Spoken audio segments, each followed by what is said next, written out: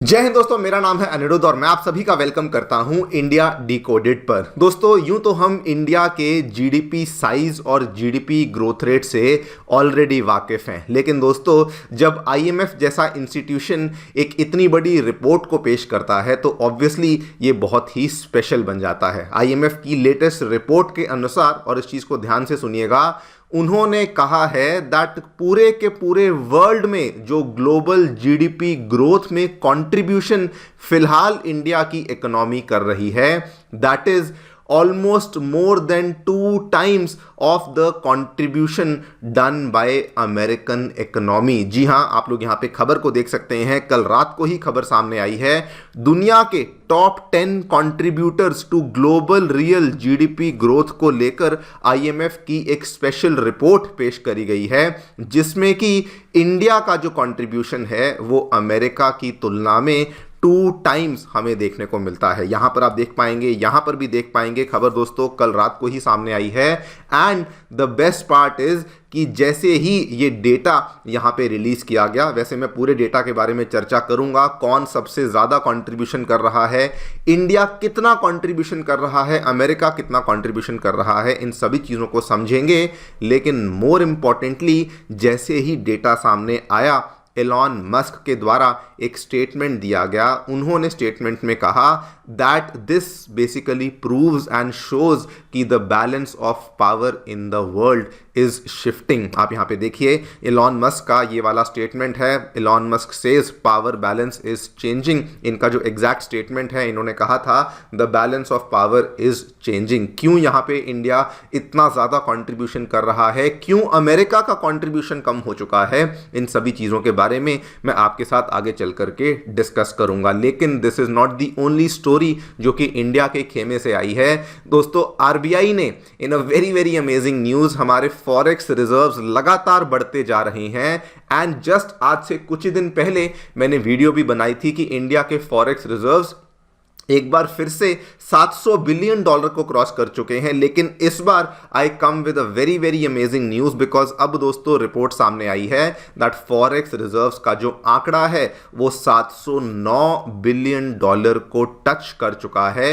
And this is now officially the life time high number जो कि हमारे forex reserves ने टच किया है। इसके पहले जो सबसे हाईएस्ट नंबर हमारे फॉरेक्स रिजर्व्स का था वो दोस्तों $704 बिलियन का था।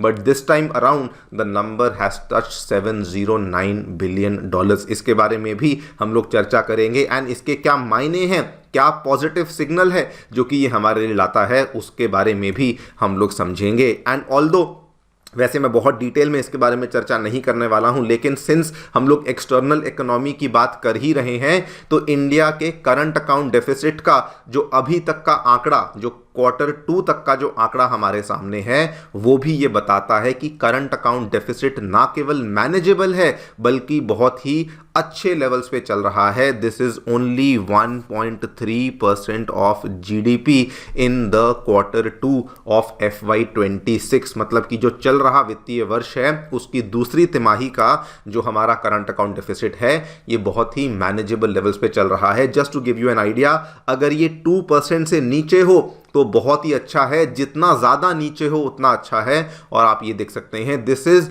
जस्ट 1.3%। इसके क्या आंकड़े हैं ये भी आपको आगे चल करके बताऊंगा, डिटेल में बात करेंगे इन सभी चीजों के बारे में। आइए शुरू करते हैं मेरे साथ। मेरा नाम है अनिरुद्ध। यदि आप लोग हमें फॉलो करना चाहते हैं तो दिए गए टेलीग्राम चैनल के माध्यम से, व्हाट्सएप चैनल के माध्यम से कर सकते हैं। ऑल्सो अगर आपको हमारा कंटेंट पसंद आता है तो आप लोग दिए गए QR कोड के माध्यम से हमें कंट्रीब्यूट भी कर सकते हैं। All right, directly coming to the news, क्या देखने मिला है। सबसे पहले जो आईएमएफ का डेटा सामने आया है उसके बारे में चर्चा कर लेते हैं। आईएमएफ ने दोस्तों एक नई रिपोर्ट को पब्लिश किया है जिसमें कि ऑब्वियसली उन्होंने सबसे पहले जो ग्लोबल जीडीपी ग्रोथ रेट है उसके बारे में जिक्र किया है, जो कि अप्रोक्सीमेटली 3.3% के आसपास चल रहा है। मतलब कि दुनिया की सारी इकोनॉमीज की जीडीपी का एक वेटेड एवरेज लिया गया है, लेकिन उसमें ज्यादा इंटरेस्टिंग रिपोर्ट जो उन्होंने पेश करी है कि इस दुनिया की ग्लोबल जीडीपी ग्रोथ रेट में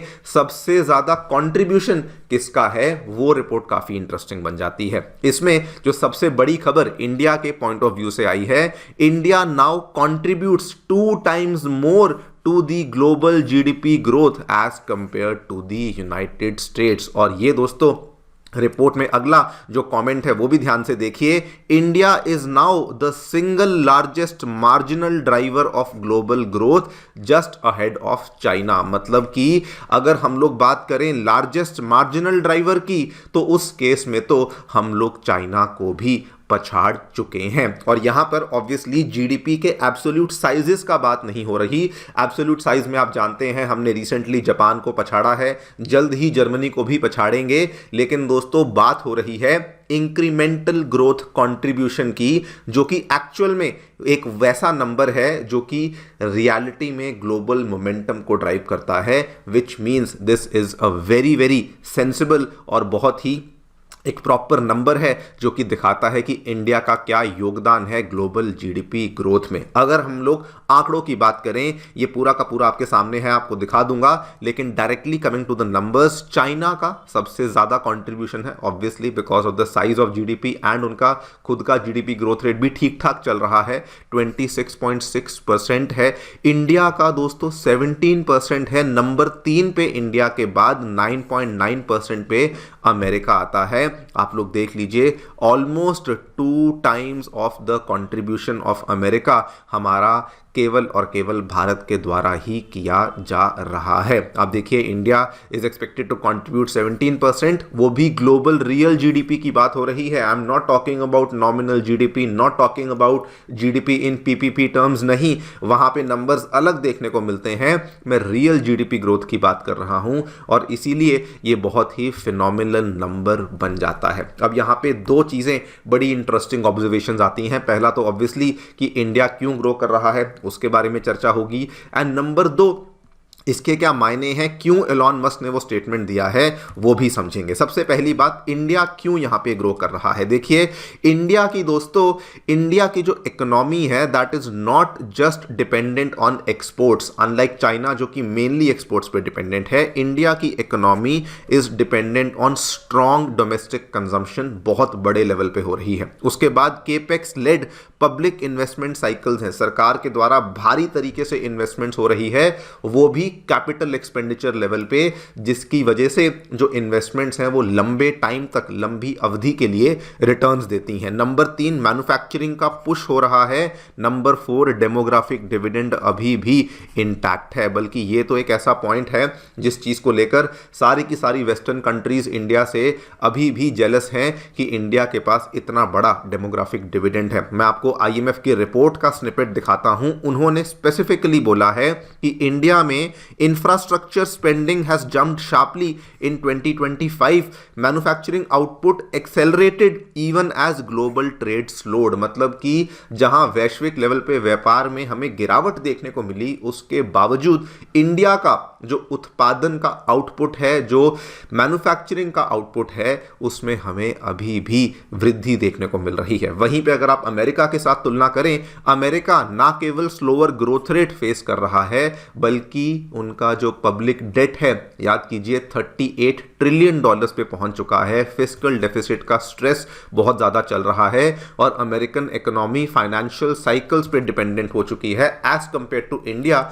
जिसमें कि हमें इन चीजों से उतना फर्क पड़ ही नहीं रहा है। एंड दोस्तों यही रीजन है कि इलॉन मस्क के द्वारा भी अब यहां पे रिएक्शन दिया गया है। इनफैक्ट अगर आप इस टेबल को ध्यान से देखें तो चाइना और इंडिया जस्ट केवल टॉप 2 कंट्रीज नहीं है, लेकिन अगर आप इन दोनों कंट्रीज का योगदान देखें, 27 और 17 को जोड़ लीजिए, 44% का योगदान केवल और केवल 2 कंट्रीज के द्वारा ग्लोबल जीडीपी ग्रोथ रेट में किया जा रहा है। और इसीलिए इलॉन मस्क ने कहा that the balance of power is shifting, the balance of power is changing, जो कि अगेन बहुत ही सिग्निफिकेंट बन जाता है बिकॉज ऑब्वियसली ये कोई छोटी हस्ती नहीं है। जब ये ऐसी बात बोलते हैं, इट मीन्स एक स्ट्रक्चरल शिफ्ट हमें दुनिया में देखने को मिला है। ये कोई फाइनेंशियल साइकिल के बेसिस पर नहीं, ये प्रॉपर हमें एक ट्रांसफॉर्मेशन ट्रेडिशनल शिफ्ट यहाँ देखने को मिल रहा है। नॉट जस्ट दिस, इसके साथ में एक और बड़ी खबर जो सामने आई है which is very very huge. India के फॉरेक्स रिजर्व्स ने ना केवल ऑल टाइम हाई को टच किया है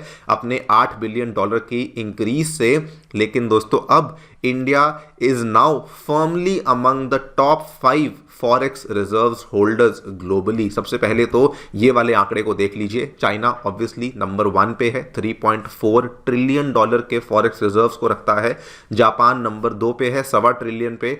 यूएसए के पास खुद के पास 910, अमेरिका स्विट्जरलैंड के पास 909, इंडिया के पास दोस्तों अब $700 बिलियन से भी ज्यादा के हैं और $709 बिलियन का एग्जैक्ट नंबर देखने को मिलता है। अमेरिका के पास जो है ये नंबर एक्चुअली उतना मैटर नहीं करता है बिकॉज उनकी खुद की करेंसी है। वो अलग बात है कि यूएस डॉलर को ग्लोबल करेंसी की तरह भी देखा जाता है, लेकिन चूंकि ये अमेरिका की खुद की करेंसी है तो ये वाला जो नंबर है this is not very very significant from America's point of view also, लेकिन इंडिया के पॉइंट ऑफ व्यू से ये नंबर बहुत ही खास बन जाता है। क्यों? देखिए, फॉरेक्स रिजर्व्स ऐसा नहीं कि सेविंग अकाउंट में पड़ा हुआ पैसा है तो बस पड़ा हुआ है तो दैट्स इट। जी नहीं, ये इकोनॉमी के लिए शॉक एब्जॉर्बर की तरह काम करता है। इसके 2-3 बड़े मायने हैं। सबसे पहले तो अगर फॉरेक्स रिजर्व्स का आंकड़ा बड़ा होता है इसका मतलब आरबीआई के पास इतनी फायर पावर है कि कल को अगर अपनी करेंसी में वॉलेटिलिटी को मैनेज करना है तो हम लोग कर सकते हैं। अगर हमें कभी लगा कि इंटरवेंशन करनी है, अगर हमें कभी लगा कि मार्केट में डॉलर बहुत ज़्यादा कम हो गया है, हमें उसकी सप्लाई बढ़ानी है, तो आरबीआई वो कर सकता है। नंबर 2, ऑब्वियसली फॉरेक्स रिजर्व्स का मेन काम क्या है? इंपोर्ट्स के लिए कवर देना। इतना बड़ा फॉरेक्स रिजर्व होना क्लियर कट है कि हमारे पास 12 महीने का इंपोर्ट कवर है, और अगर आप ग्लोबल लेवल पे बेंचमार्क देखें 6 महीने का लेके चलते हैं। कुछ कुछ देश तो हमारे आसपास के ऐसे हैं जिनका नाम नहीं लूंगा मैं, जिनके पास 10-15 दिन के आसपास का ही फॉरेक्स रिजर्व्स का कवर होता है, लेकिन India outshines and outlies in all those countries because 12 महीने का इंपोर्ट कवर हमारे फॉरेक्स रिजर्व्स फुलफिल करते हैं। नंबर 3, ऐसा होने से कैपिटल फ्लो कॉन्फिडेंस दोस्तों यहाँ पे बरकरार रहता है। अगर बहुत अच्छे रिजर्व्स होते हैं, फॉरेन इन्वेस्टर्स को एश्योरेंस मिलती है कि कोई प्रॉब्लम नहीं है, और अगर कल को कोई जियोपॉलिटिकल लेवल पे कोई प्रॉब्लम भी चलती है तो इंडिया को टेंशन नहीं होती कि कल को अगर हमें महंगे दाम पे तेल खरीदना पड़ा या कुछ भी खरीदना पड़ा तो हमें उतनी ज़्यादा परेशानी यहाँ पर नहीं होगी। और इसीलिए ये फॉरेक्स रिजर्व्स का नंबर जो है ये बहुत ही सिग्निफिकेंट बन जाता है। लास्टली, करंट अकाउंट डेफिसिट का भी जो आंकड़ा है ये भी बहुत मैनेजेबल लेवल पे चल रहा है। हालांकि Q3 का आंकड़ा जल्दी ही आ जाएगा, प्रॉबेबली शायद 1 या 2 दिनों के अंदर ही आ जाएगा, लेकिन Q2 तक जहां तक आंकड़ा आरबीआई ने रिलीज किया है इट इज़ क्लियर कि current account deficit is only 1.3% of GDP, और करंट अकाउंट डेफिसिट एक बहुत ही बड़ा आंकड़ा होता है as compare to trade deficit, जो कि एक्चुअली में छोटा नंबर होता है। करंट अकाउंट डेफिसिट में ट्रेड का नंबर तो इंक्लूड होता ही है, इसमें दोस्तों रेमिटेंसेस का नंबर भी इंक्लूड होता है, और इवन इनकम का नंबर भी इंक्लूड होता है। इनकम का मतलब क्या कि मान लीजिए इंडिया ने कहीं से लोन लिया हुआ है तो बदले में हमें उसका ब्याज देना है, इंटरनेशनल लेवल की बात कर रहा हूं। सिमिलरली मान लीजिए इंडिया से किसी और ने लोन लिया है और उस कंट्री ने हमें उसका ब्याज देना है या प्रिंसिपल पे करना है, ये सभी चीजें भी करंट अकाउंट में ही काउंट होती हैं। और ये अगर हमारा number it's just 1.3% of GDP, मतलब कि ये सारे के सारे ट्रेड के नंबर्स, रेमिटेंसेस के नंबर्स, इंटरेस्ट इनकम के नंबर्स बहुत ही मैनेजेबल चल रहे हैं, which is again very very great news, because आमतौर पे बड़ी इकोनॉमीज के करंट अकाउंट के नंबर्स बहुत ही ज़्यादा डराने वाले होते हैं। इंडिया के केस में वैसा भी नहीं है। ये अगेन एक बहुत ही क्रूशियल सिग्नल है, बिकॉज जहां एक तरफ ग्लोबल ट्रेड में स्लो डाउन है, सप्लाई चेन में दिक्कतें चल रही हैं, डोनाल्ड ट्रंप का प्रेशर चल रहा था, हमें वहां पे उतनी प्रॉब्लम विटनेस नहीं हुई। इनफैक्ट हमारे करंट अकाउंट नंबर्स स्टेबल रहे बिकॉज हमारे सर्विस एक्सपोर्ट्स अभी भी बरकरार हैं, अभी भी अच्छे चल रहे हैं। हमारा जो इंपोर्ट्स हैं वो बहुत ज़्यादा नहीं बढ़े हैं, हमारे रेमिटेंसेस अभी भी हाई हैं, और एक्सपोर्ट्स को मैनेज और सही रखने के लिए हमने डाइवर्सिफिकेशन की स्ट्रैटेजी को अपनाया है। इसीलिए ये नंबर भी बहुत स्पेशल और बहुत अमेजिंग बन जाता है। ओवरऑल अगर आप देखें तो जो भी मैंने अभी आपके साथ चीज़ें डिस्कस करी, फॉरेक्स रिजर्व्स अच्छे हैं, मतलब कि एक्सटर्नल बफर अच्छा है। IMF का ग्रोथ शेयर ये बताता है कि इंडिया ग्लोबल ग्रोथ के साथ साथ ग्लोबल ग्रोथ में लीडरशिप का रोल ले रहा है। CAD एट 1.3%, मतलब एक्सटर्नल बैलेंस भी अंडर कंट्रोल है। और मस्क का कमेंट तो आप देखते ही हैं कि ये एक एक्नॉलेजमेंट है कि डेफिनेटली कुछ ना कुछ चेंज हो रहा है। Why this is different? Because अगर इसके पहले के अगर आप नंबर्स देखें, हमारे CAD हाई रहते थे, रिजर्व्स फ्रेजाइल रहते थे, लेकिन इस बार ग्रोथ भी स्ट्रांग है, रिजर्व्स भी बढ़ रहे हैं और एक्सटर्नल डेफिसिट भी काबू में है। आमतौर पे अगर ग्रोथ हाई होती है तो या तो रिजर्व्स कम होते हैं या फिर उस केस में आपका डेट बहुत बढ़ जाता है, लेकिन अभी एक बहुत ही शानदार बैलेंस को मेंटेन किया हुआ है। देखते हैं क्या होता है। आज बजट का भी दिन है, जो भी आपके सामने डेवलपमेंट्स होंगी पेश करेंगे। फिलहाल के लिए इतना ही। Thank you so much for listening. Stay tuned and stay safe.